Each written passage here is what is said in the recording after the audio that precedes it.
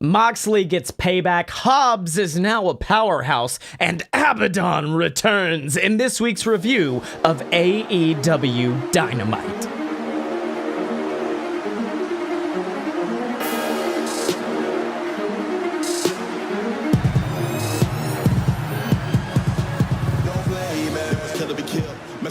So this was, in all respects, the perfect example of what an episode of AEW is, which is really, really good wrestling, and then just some decisions, like just some very bizarre decisions. But before we get into those, let's get into the opening of the show, which is Hangman Page versus John Silver, and holy shit, you could not ask for a better opener.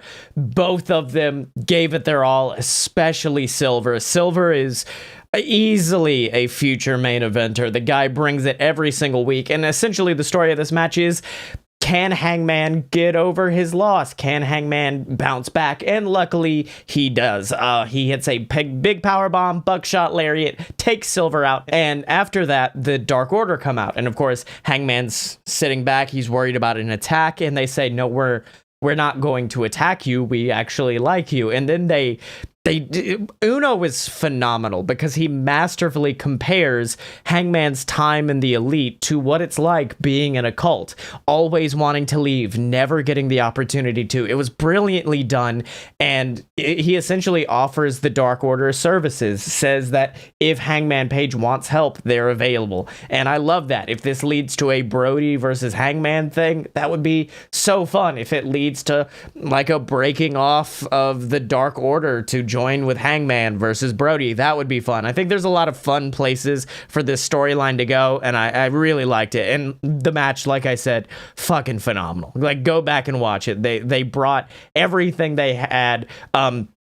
Silver always brings it in tag matches, and I was worried about him in singles, but no, he still has that same fire. He has an insane amount of quickness. So yeah, phenomenal opener. And then we get a promo from Kenny Omega, and it was almost reminiscent of the Roman Reigns Drew McIntyre promo, where of course Roman said, while I was gone, you were the man, you took over, but now I'm back. That's kind of what it was like. It was in this year that I have, this kind of off year Kenny has had, John Moxley is now the face on all the magazines. John Moxley is now the guy to look out for. John Moxley is now the best in the world, but Kenny is back, and Kenny is going to reclaim that title when he takes the AEW title next week. And then the ultimate burn of all burns at the end of the promo, he says, I really enjoyed what you said last week, but your dad doesn't sound that tough, and I think my dad can beat up your dad. Fuck, burn. It was good. It was that good, dumb Kenny humor, and I liked it a lot. So now Darby Allin blows up a car because I think AEW was just like, hey, here's some fuck money, do whatever you want. And he was like, I'm gonna blow up a car. And they said, okay, fair enough. I don't know how much like AEW higher ups have when it comes to control over Darby Allin. The man just does whatever the hell he wants. He's like, I'm gonna set myself on fire in a church and then blow up a car. And that leads into Will Hobbs, who has now been rebranded as Powerhouse Hobbs because reasons. Like, I know I give WWE shit a lot for Elias Sampson becoming Elias, Andrade Cien Almas becoming Andrade. Like, I know I give them shit. I don't think I've ever seen in WWE something as bad as Powerhouse Hobbs. Like, if you just take his name away, just call him Hobbs, or call him Will Hobbs, or call him Powerhouse, quotation marks, Will Hobbs. I don't get it. It was very weird, but it doesn't matter because he's fighting Lee Johnson, motherfucker. And Lee Johnson, he's finally gonna do it. He's finally gonna get that victory. Oh, he lost?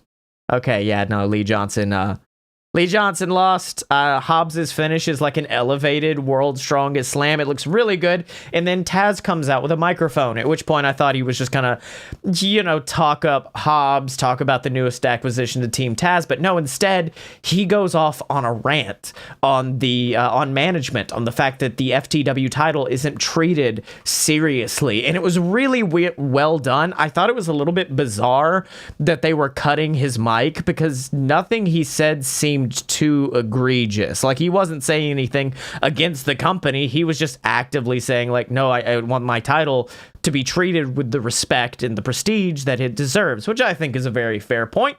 Very fair comment there from him. And then Cody comes out, and Cody is in his full EVP mode. He's got on a headset, and he looks at him. He goes, "I respect you." And he promotes the match for next week, which is him and Darby, because that's still a thing, versus Powerhouse Hobbs and Ricky Starks.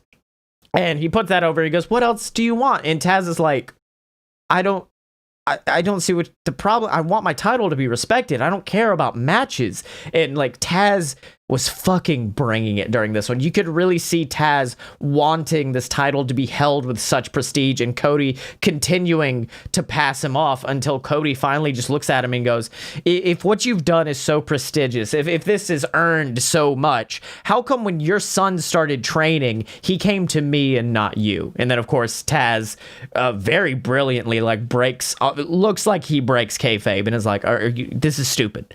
Why are you saying this? And then he fucking tries to choke out Cody. It was brutal. It was really, really good. And then Taz and his son leave. Okay, I kind of want to see Taz wrestle again. That would be interesting. But like, Cody feels like the heel during this. Cody, like, because the FTW title, like, it does have history. It does have some prestige behind it. And, like, they have proven that it has prestige, putting it on a badass like Brian Cage. So, like, Cody feels like the heel in this, especially being like, haha, I took your son away. So yeah, it was weird, but I liked it. It had a lot of fire from both guys. And then we get a promo from Eddie Kingston, basically asking him like, hey, how do you feel now that the family is divided, now that Death Triangle is reunited? But before he can really get going, Jon Moxley comes back. Jon Moxley stares him face to face, basically saying, like, if you were the person who attacked me last week, I will lay you down where you stand. And then Eddie looks at him and he goes, no, it was not me. It was absolutely not me. I got my own shit to deal with. You got your own shit to deal with. It was a nice little paranoia moment from Mox, a nice callback to their previous rivalry, and also a nice way for the people who were thinking, oh, it was probably Kingston, nice way to eliminate that. It was a really good moment, and another way to say, hey, Moxley's back, Moxley's fine. So then we get Top Flight versus the Hybrid 2.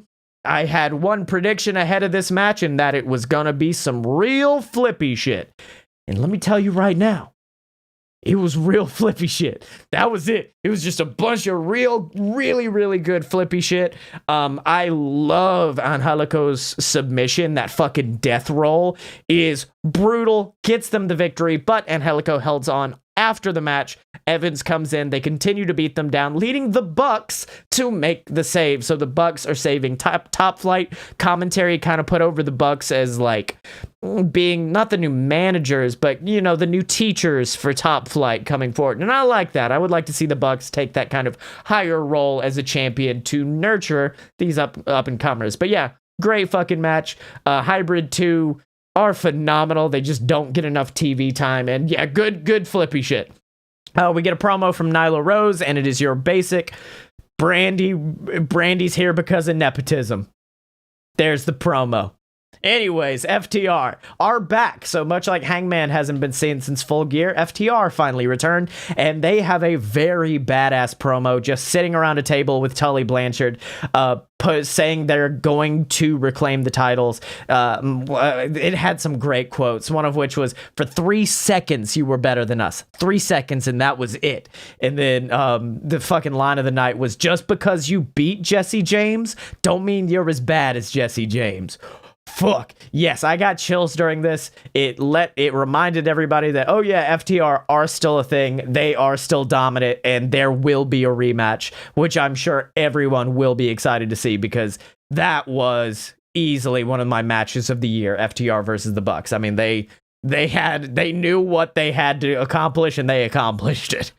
So now, speaking of tag action, which there was a lot of tag action this night, now that I think about it, Jericho teams with Jake Hager to take on SCU, and this was really just kind of like, this was a match to show that the new and improved Inner Circle with MJF and Wardlow are even more devastating than they were before, because SCU looked phenomenal in this. This is the best SCU looked in a very fucking long time. Christopher Daniels, who I was excited to see back in the ring, hadn't missed a step.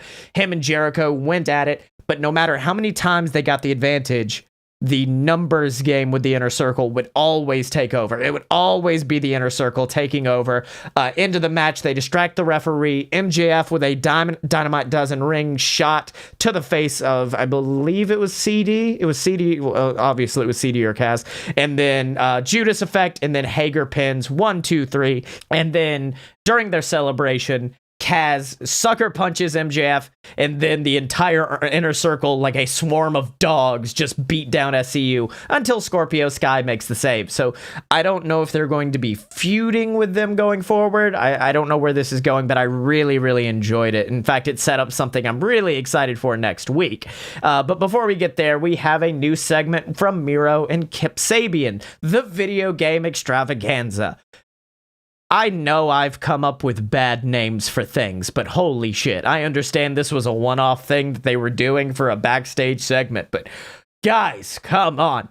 So this is fucking great, because they're, of course, introducing it, and then the camera pans, and Orange Cassidy's just sitting there, and then he turns off the Xbox and then leaves, which I kind of wish is where it ended, of just Orange Cassidy trolling them and then leaving. But no, instead they follow him outside into a sneak attack from the Best Friends, who get the advantage. They powerbomb Kip into a porta potty, and then I don't know what happened, because Miro grabbed the camera and screamed, "Move out of the way!"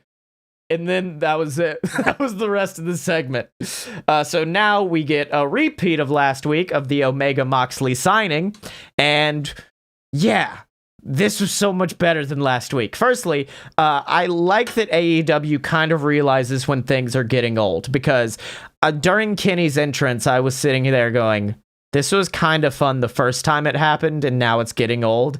The only pop I get is the North Carolina moment, but outside of that, like, Kenny's entrance is getting bland, and they fixed that by having Moxley's silhouette show up behind Kenny's in the entrance ramp, and then Mox proceeds to beat the living shit out of Kenny before grabbing a microphone and cutting a phenomenal promo. Like, when Mox is on, Mox is fucking on.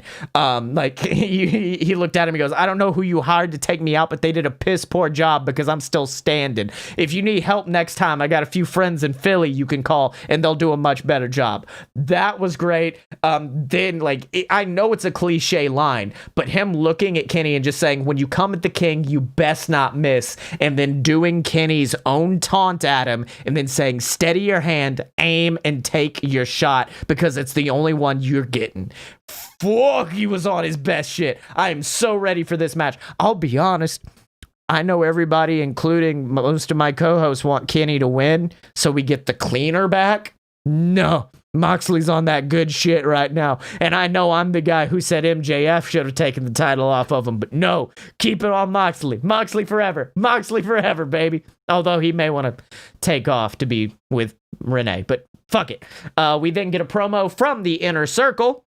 And I love when a heel is ignorant, or when a heel, like, kind of goes against his own word, because MJF's like, who sucker punches a man in the face, even though he blatantly sucker punched a man with a ring to get the result of that match. So I loved that, and it sets up Jericho versus Kaz next week, in addition to the Dynamite Dozen Battle Royal coming back. So MJF is actually putting his ring on the line. I've got no idea who's going to come out of that victorious. I wouldn't mind it being Sammy to continue that little feud, but who knows. Up next, we get Shida versus Anna Jay. And this was the beginning of a phenomenal fucking match, because Anna Jay, despite having only had, 15 matches in her entire career, is absolutely killer. And they had a great video package to open things up, which I know I'm not a big fan of video packages, but in this case it works because we're not all familiar with why they're fighting. We're not familiar with the backstory. So this is just a nice little nugget they can put on the show to give you a little bit of added stakes for the match. And it really did increase it. Like Shida's looking at Anna Jay saying, what you need is not my belt, it's more heart, which is a great little dig. And so of course Anna comes out with Ty Conte, and then Silver, 5, and 10 end up on the ramp as well. So all the Dark Order are surrounding them. And that's kind of the point of the match, is that Anna can't get it done. Shida keeps coming back. No matter what offense Anna throws at her, Shida is always going to have an answer. And so, of course, continuing the will they, won't they of Anna and Ty, she asks Ty for a chair. Ty looks at her and goes, you don't need this. You can win without this. But eventually gives her the chair. The referee rips it away. And during that distraction, Anna gets a kendo stick, beats down Shida with it, goes for the pinfall, can't get it. Locks in the Queen Slayer, can't get the victory. And there were so many near falls. I had heart attack after heart attack in this match because it was so good. And then just all of a sudden, big knee, 1, 2, 3, match was over. Like as soon as it began, the match was over. And I got furious because it was a fucking phenomenal match. It was the beginnings of a great match, and yet they cut it early. But of course they did that because ABADON is back. ABADON returned. She was leaving a trail of blood on the ramp. Shida looks terrified as hell. Then ABADON grabs the title, licks it, leaves a trail of blood down it. It was ominous, it was perfect, and it was a great way to end this week's episode of AEW Dynamite. Phenomenal main event moment. You had a great return, a great match, and what do you mean there's more? There's more show? Why? Why would that not be the main event? Why? I don't know why. What's wrong with Dynamite in AEW that title matches aren't main eventing? Because this didn't main event. Last week, the NWA women's match that was phenomenal didn't fucking main event. I don't get, like, I understand a little bit last week, because last week you had the Hobbs heel turn, so at least there was a little something. Not so this week. So we get a basic promo from Matt Hardy, who's in his Money Matt mode. He tells the audience to ask themselves, what would Matt do? And that was it. Then we get a promo from Team Taz, and they say, Cody has crossed a line. You brought up Taz's son. How dare you? They want to hurt Cody. And they talk about AEW, and I love this because they talk about how much they love AEW. They love Tony Khan. They love the money they're making. They love the opportunities they're getting. They just can't stand Cody Rhodes. And I loved that because that lets you know, like, we're not against the company. We're not against AEW. We want to be part of AEW. Cody's the only thing standing in the way, which further solidifies that Cody is the fucking heel here. Cody made the mistake. Cody is the egotistical ass that he has always been, but they want to portray him as a babyface because he's got that Go Big show or whatever on TBS. So now we move on to the main event. The main event that did not deserve to be the main event, as the Butcher and the Blade take on Pac and Phoenix. And, okay. I'm trying to phrase this in a polite way. But last week, the big deal was that the Lucha Bros reunited alongside Pac to go against Eddie Kingston's family. Why the fuck were the Lucha Bros not here? Why? I don't know if they're pulling some long-term shit with Penta actually going to turn, like do a double turn and turn on Eddie or what, but it just made no sense to me why you would have Pac and Phoenix when you have the established tag team there. Have an established tag team versus an established tag team. It just makes sense, but AEW doesn't do that. Also, it doesn't make sense to have this be the main fucking event. I know they have a surprise after the match, but I'm gonna rant about that in a moment because it was fuck. it was an all right match. It was. Like, there was one weird botch where Phoenix was going for a springboard, and I think he just fell to the earth. Like, he full on just flatlined. I thought maybe Butcher was supposed to catch him, and then Pac super kicks him, and then Phoenix would have fallen over and maybe hit a move or something. I don't know. But there was a weird botch there, and outside of that, it wasn't that good. Like, to me, this match did one of the worst things you can do, which is highlight the weaknesses of one tag team. And it highlighted for me how weak Butcher and Blade's offense is. Not that it doesn't look brutal, it's just not innovative, it's not fun, it's not creative. You can only, if I wanted to watch a guy do some punches and stomp around a lot, I'd go watch Drew McIntyre, someone who can do it a lot fucking better. So, like, I was not a fan of this match at all. I wasn't a fan of the fact that the reunited Death Triangle did not get a victory in their first match back. Instead, Kingston took Phoenix's foot out from underneath him on the top rope, and then Butcher and Blade managed to hit a move for the comeback. 1, 2, 3. That's the end. It didn't feel right to me. I kind of prefer Eddie continuously losing and going more and more crazy. I don't think this was the time for Butcher and the Blade to get a victory. But that's just me. However, I will say what definitely shouldn't happen was Lance fucking Archer showing up to save Death Triangle. So now I guess they're the fucking Death Square? The Death Rhombus? I don't know. Death Rectangle? Death Tangle? Like, because now there's 4 of them going against a 3-man team. Why?